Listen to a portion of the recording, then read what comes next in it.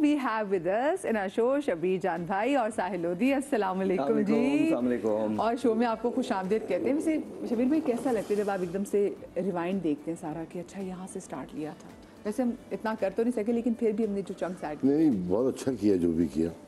बहुत सारी यादें जाग गई, बहुत सारी बातें याद आ गई उन चीज़ों को देखकर, तो बहुत अच्छा लगा, वंडरफुल।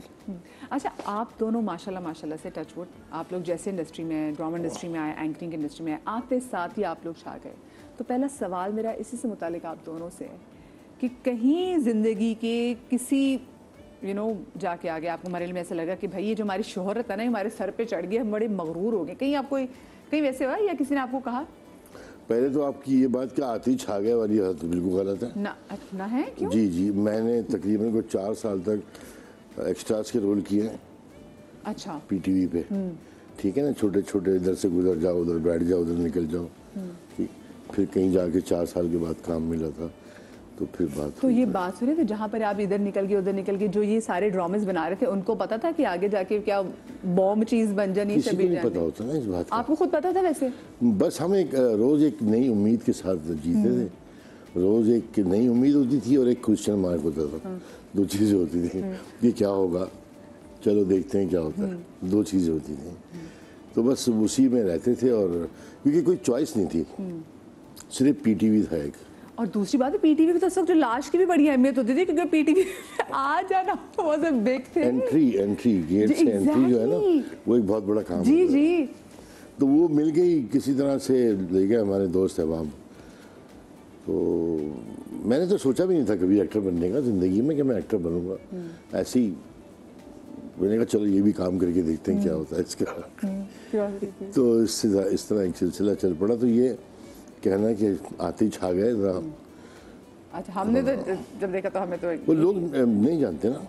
हाँ, ये जो आपकी स्ट्रगल पीरियड है मोस्टली लोगों को नहीं पता होता। अच्छा शबीर भाई, बहुत से लोग ओन भी नहीं करते अपनी स्ट्रगल का। यहाँ मैं दूसरे ममालिक में देखते हैं लोग बताते हैं कि हमने ये स्ट्रगल किया। यहाँ पे हमारा कोई हमें नहीं बताता हमने स्ट्रगल किया है। बताता रहो, जान लोगी क्या कैसे बताए। अच्छा, स्ट्रगल का तो नहीं बताते, ये भी नहीं बताते अगर स्ट्रगल कर रहे हो, ये भी नहीं बताते। I mean life is never the same. वो एक अपना उसका कोर्स होता है, एक डी कोर्स होता है, और वो चेंज हो जाता है। और जब वो चेंज हो जाए तो ऑब्वियसली आई थिंक आपको हर लम्हा एक, मैं जब आया था तो मुझे याद है I used to watch Shabir bhai and I used to watch a lot of other people and मुझे याद है जब मैंने पानी पे नाम किया तो मेरे सामने इजहार काजी साहब थे, the late Izhar Qazi, one of the greatest human beings I have ever met. क्या बात थी। और मैंने इजहार भाई को देखा और मैं उनको देखते हुए बड़ा हुआ था, तो it was a fan moment for me. फिर मैंने शबीर भाई के साथ काम किया, मुझे it was just different because I think जब आप काम करना शुरू करते हैं तो आपको ये रियलाइज़ नहीं होता कि आपकी डेस्टिनेशन कहाँ है। आप बस काम करते चले जाते हैं और डेस्टिनी जो है वो आपको खुद ही कार्व करती चली जाती है। तो लोग ये तो देख लेते हैं कि आप बन गए हैं, बट जो आपके पाँव के छाले हैं वो नहीं देखता कोई। Because literally I mean I am sure that Shabir bhai has missed out so much in life and so have I. बहुत सारी ऐसी चीज़ें जो हमें करनी चाहिए थी हम नहीं कर पाए, वक्त नहीं था या वक्त नहीं मिला, या मतलब अब जब आप थोड़ा सा लेट बैक होते हैं और आप दूसरी चीज़ें ढूंढ लेते हैं और अब आपको एहसास होता है कि यार अब स्मार्ट भी काम कर सकते थे।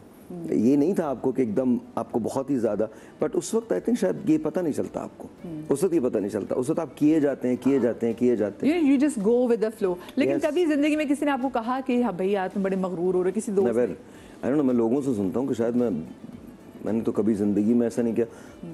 अरसे से मुझे लोग, मेरा जो इस बारे में एक सोच है वो थोड़ी सी ऐसी है कि उरूज और जवाल तो एक कहते हैं ना साथ जोड़ है कि उरूज आ गया तो जवाल भी आएगा।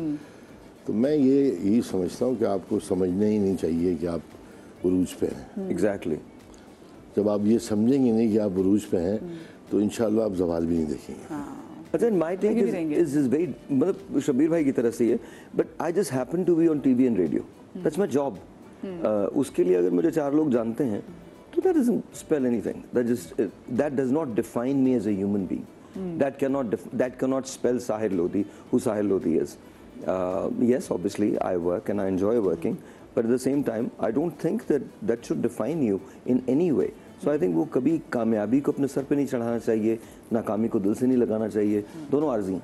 हाँ, ये एक और प्रॉब्लम भी होती है हम जैसे लोगों के साथ जो डिफरेंट कैरेक्टर्स करते हैं या काम करते हैं, तो बहुत से हमारे कैरेक्टर्स ऐसे होते हैं जो देखने वाले हमें उसी तरह से ही देख रहे होते हैं। हाँ। कि यार ये ऐसा होगा ये आदमी, बिल्कुल यार उनको देख के तो डर लग रहा होता है, ये भी थप्पड़ ना मार दें या गुस्सा ना कर लें या कुछ। शबीर भाई आपको भी वैसे देख के ना अक्सर ऐसा भी ये नहीं ऐसे ही लग मैं बता रहा हूँ शबीर भाई ने मुझे भी तो भेज रखे हैं, वो भी वहाँ बैठे बैठे पीछे यूं कर रहे हैं। और शबीर भाई ना ऐसे करके मैंने कहा अच्छा ठीक है। तो वो एक आपके लिए एक परसेप्शन बन जाती है लोगों की ना, वो उसी तरह से आपको देख रहे होते हैं। तो ये भी एक पार्ट है आपकी लाइफ का। और स्ट्रगलिंग तो मेरे ख्याल में आखिरी सांस तक ही है इंसान की। कोई भी नहीं कह सकता कि मैं आम द सांस के लिए परफेक्ट भी आम द struggle है कंप्लीट, आपकी, हाँ। ये मैं हो गया जी अब मजीद कुछ नहीं।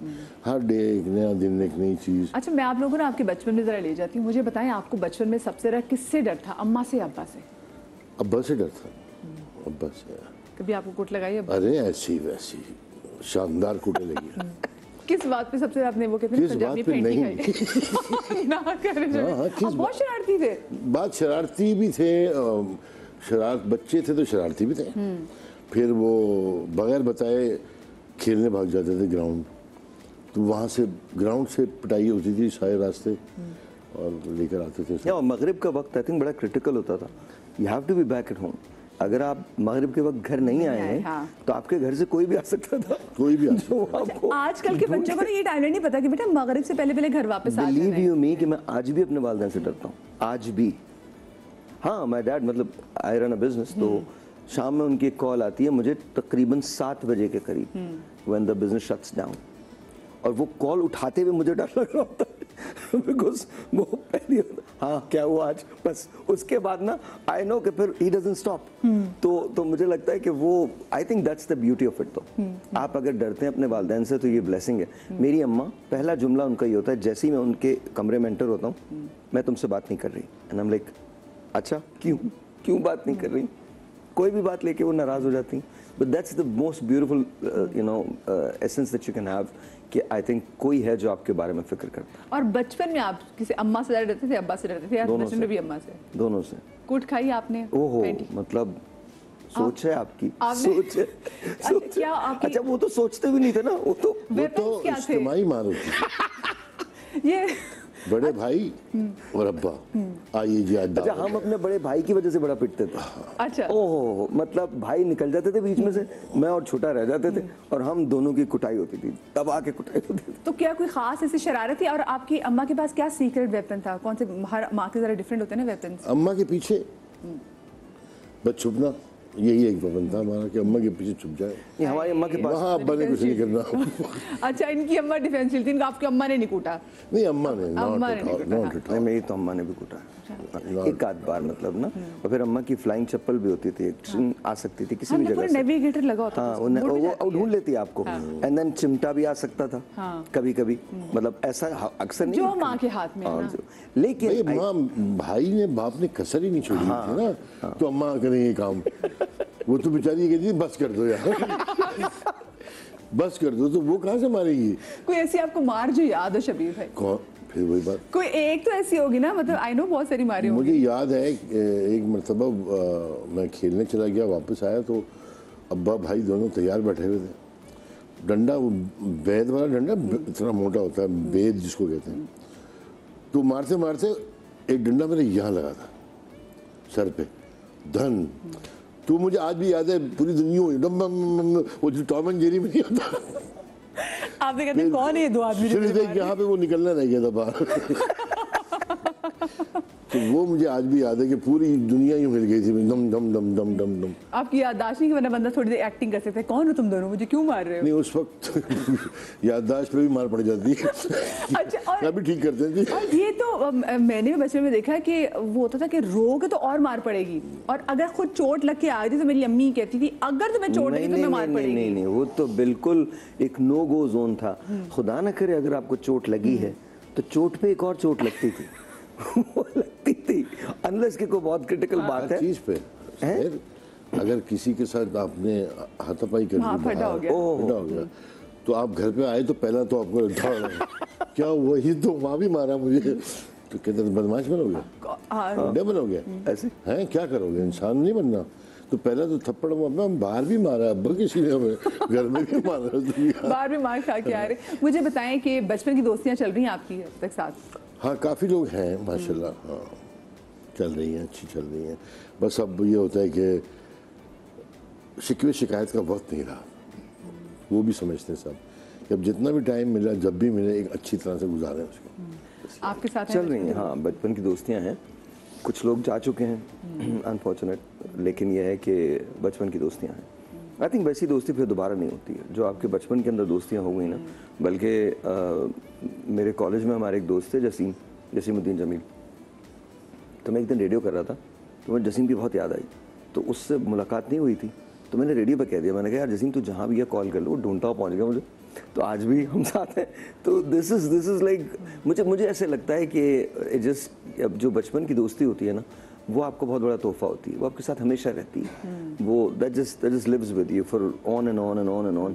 उसमें कोई गर्ज नहीं है, कोई चीज़ शामिल नहीं है, कुछ भी नहीं है, बस वो जस्ट प्योरिटी है उसकी। हाँ, क्योंकि वो आपकी वो ना मर्तबे को देख के, आपकी पोजीशन को देख के आपसे दोस्ती नहीं करता। वो तो आप जैसे आपने कहना यार चलो चलो, हाँ चले। आधे रास्ते में पूछना कहाँ चल रहा भाई तुम चलो, बस चलो, निकलो। ऐसा ही है। अच्छा, मुझे बताएं, आप दोनों के ओपिनियन में तालीम कंप्लीट करना, पढ़ाई कंप्लीट करना कितना ज़रूरी है कि एक बार आप कंप्लीट कर लें फिर बच्चों के लिए, फिर उसके बाद आप जो मर्जी आपने करना है कर लें? ढील देना ज़रूरी है आपको लगता है? मेरे ख्याल में बहुत ज़रूरी है। तालीम आपको ज़िंदगी में जितनी हेल्प करती है शायद ही, मतलब तालीम क्या है, माँ बाप पहले तो आपको तरबियत करते हैं, ठीक है, जो असल तरबियत तो माँ बाप की होती है।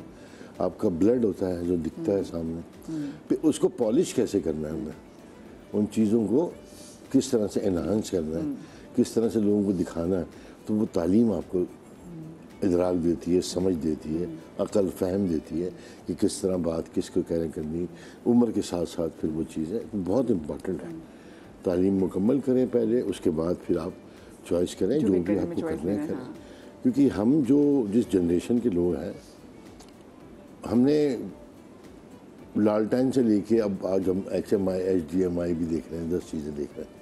ये मेरे ख्याल में कोई जनरेशन अब आई ही नहीं ऐसी कि जिन्होंने लालटेन भी देखी और आज एक बड़ी बड़ी लाइटें भी देख रहे हैं जो भी जिस। तो हमारे लिए वो अब जब लोग आ रहे हैं, बच्चे आ रहे हैं, तो अब मतलब हम पहले हमारा ये था कि हम पहले माँ बाप से डर रहे थे, अब हम बच्चों से डर रहे हैं। ये वाला हाल है हमारा, ठीक है ना। तो ये सब चीज़ें जो ज़िंदगी की हैं, इन्हें देखना है और इन्हें एक्सेप्ट करना है और उनके साथ चलना है। अच्छा, आई फील डिफरेंटली। मुझे लगता है कि तालीम बहुत ज़रूरी है, लेकिन तालीम के साथ तरबियत उससे कहीं ज़्यादा ज़रूरी है। तालीम आपको तब शऊर देती है जब तरबियत उसमें शामिल हो। आज तालीम डिग्री की मोहताज नहीं रही है। आज तो if you don't have a degree you are fine, because you will earn a lot more. If it's about money then you will earn a lot more. लेकिन इतनी बहुत सारा पैसा कमाने के बावजूद भी अगर आपको शऊर नहीं है, तो आई थिंक फिर चीज़ें प्रॉब्लमेटिक हो जाती हैं। लुक अराउंड, आपको पता चलेगा। जो देखिए, पाकिस्तान को कभी भी ख़तरा उनसे नहीं रहा जो तालीम हासिल नहीं कर सके। बहुत सारे तालीम याफ्ता लोग मिलके इंतहाई गैर दानिशमंदाना फैसले करते हैं। ये सब तालीम याफ्ता लोग हैं। नहीं, जाहिल भी कमाल करते हैं। नहीं, मतलब इस मुल्क में मैं थोड़ा सा जाहिलों ने कमाल किया हुआ है। बट कहने की बात है कि तालीम आज के दौर में बहुत डिफरेंट हो चुकी है। आज का दौर AI का दौर है। अब आज से चंद साल के बाद बहुत सारी जॉब्स ऑब्सोलीट हो जाएंगी। आप जब डॉक्टर के पास जाएंगे तो डॉक्टर की जगह आप एक AI से बात करेंगे।